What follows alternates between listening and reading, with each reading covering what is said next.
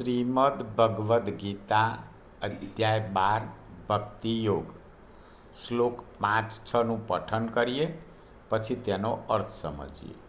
શ્લોક 5. ક્લેશોધિકતરસ્તેષાં અવ્યક્તાસક્તચેતસાં અવક્તા હિ ગતિર્દુઃખં દેહવદ્ભિર્વાપ્યતે.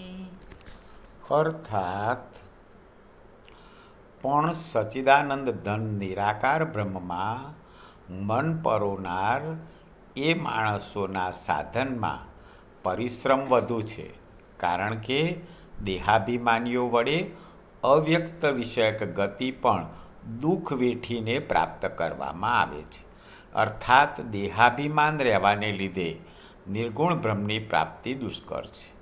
તો અહીં ભગવાન અર્જુનને કહી રહ્યા છે કે નિરાકાર બ્રહ્મમાં મન પરોવનાર જે માણસો છે એમાં સાધનામાં પરિશ્રમ વધુ થશે, પરંતુ જે દેહધારી માણસો છે એ અવ્યક્ત વિષયક ગતિ પણ દુઃખ વેઠીને પ્રાપ્ત કરે છે.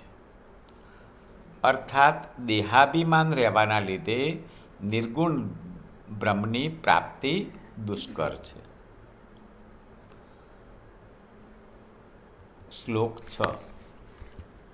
યે તુ સર્વાણિ કર્માણિ મયિ સન્ન્યસ્ય મત્પરાઃ અનન્યેનૈવ યોગેન માં ધ્યાયન્ત ઉપાસતે. અર્થાત